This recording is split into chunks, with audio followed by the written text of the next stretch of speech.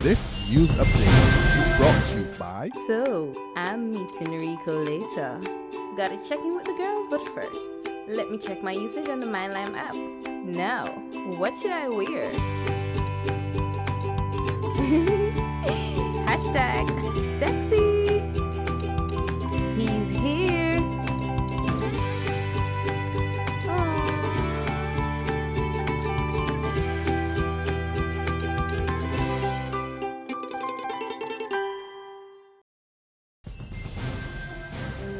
Welcome to the Barbados Today Afternoon Update for Thursday, June 11th. I'm Fernella Wedderburn. Thanks for joining us. Topping the news at this hour, robust discussions are on the way at the headquarters of the National Union of Public Workers, where customs staff are trying to reach a final position on the Barbados Revenue Authority merger. Emmanuel Joseph is on location and files this report. At least one group of customs workers seem bent on not going over to the Barbados Revenue Authority later this year. This was one of the main issues emerging this morning from a general meeting of customs officers and guards represented by the National Union of Public Workers at its headquarters in Dalkeith Road, St. Michael. The meeting, which was called by the NUPW to update the staff on recent talks on the planned transition to the BRA with Minister of Finance Chris Sinclair and to strategize on the way forward, heard emotional contributions from the floor about the employees who packed the auditorium, while one of the officers who spoke from the floor said the union didn't seem to be paying attention to the overwhelming desire of staff not to go with BRA. Acting General Secretary Roslyn Smith suggested that the workers put their positions in writing so the union can be guaranteed whether or not it's a majority position. She said the union will support whatever position they take. From the NUPW headquarters, Emmanuel Joseph for Barbados Today. Thanks, Emmanuel. Meantime, industrial action is looming at the Queen Elizabeth Hospital. The National Union of Public Workers has given management a Saturday deadline to address unsatisfactory physical working conditions, along with a lack of basic amenities such as hot water. The union says the lack of proper ventilation to doctors' living quarters compounds the situation. The QH has also been told it must address all other outstanding issues by June 30. It warned last night that if management fails to deal with these matters, the doctors are prepared to take whatever action they deem necessary. In other news, as over 3,000 students get ready to enter secondary school for the first time this September, there is a call for parents and other stakeholders to put the necessary measures in place to help them stay away from drugs. The plea from officials at the National Council of Substance Abuse, as numbers from the 2013 survey shows a marked increase in the number of students using alcohol, marijuana, tobacco, and inhalants.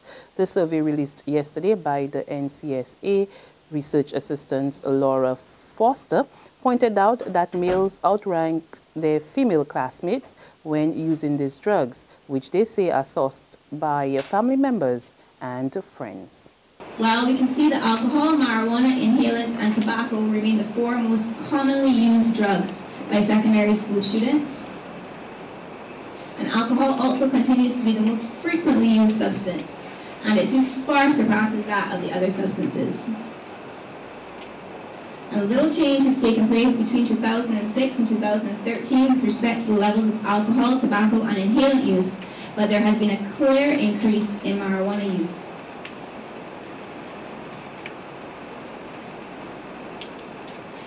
Social life may play a role in drug use, particularly that of alcohol and marijuana, and I say this based on the sources and locations of use which were cited by our students. Parental involvement and school experience may play a part in substance use, and we may need to take steps to address the presence and use of drugs in and around our schools. However, Foster says it's not all bad news, as a high percentage of children are staying away from these substances. 62.6% of students have never used an illegal drug. 81.9% have never smoked cigarettes. More than half, or 54%, indicated that they have never been curious about trying an illegal drug. 61.2% would not do so if given the opportunity. And the age of first use generally appears to have increased, even if only marginally so, since 2006.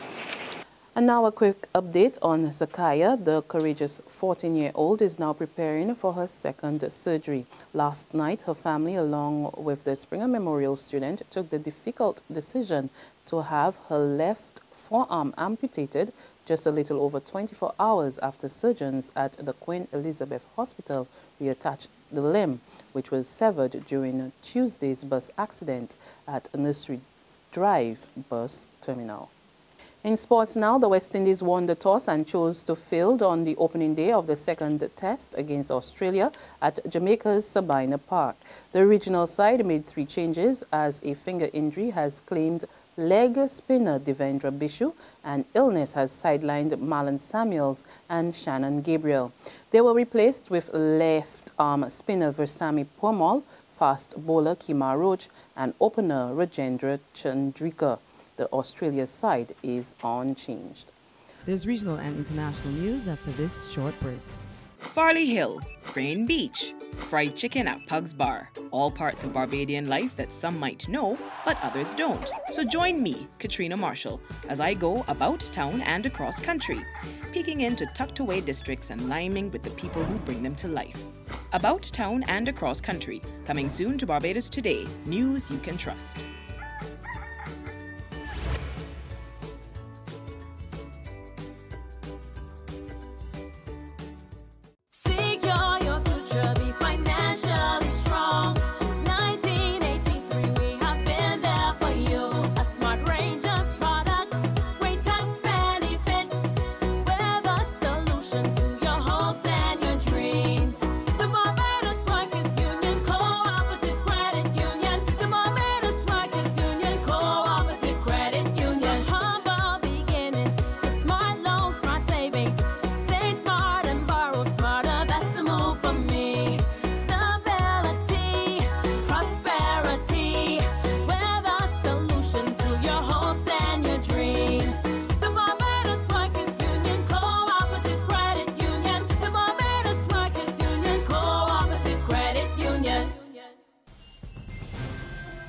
A Jamaican mother is searching for answers after her 8-year-old son was found hanging on Tuesday night in the community of Gordon Town.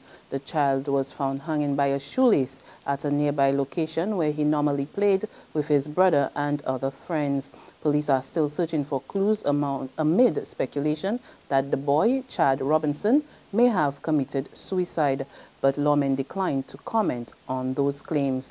Chad's distraught mother and stepfather said they had tried everything in a bid to revive him when he was found, but were unsuccessful. However, police have assured the family and residents that they will leave no stone unturned in their investigations.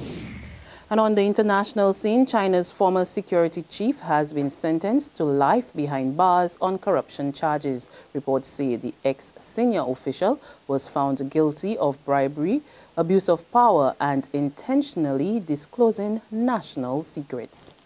This man was once a senior leader in China. He sat on the Standing Committee of the Politburo. That is the body that in effect runs China. He was the country's security czar. So this is a big moment for Chinese politics. All the information we're getting is coming from state media.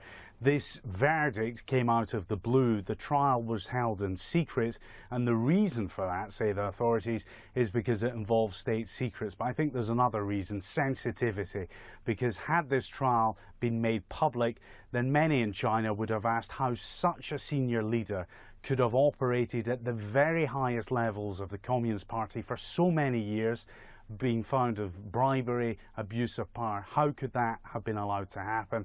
Well, and that BBC Reports brings us to the end of our afternoon update, but you can join us again this evening. Until then, remember to log on to www.barbadostoday.bb, subscribe to our e-paper, our email updates, and like us on Facebook.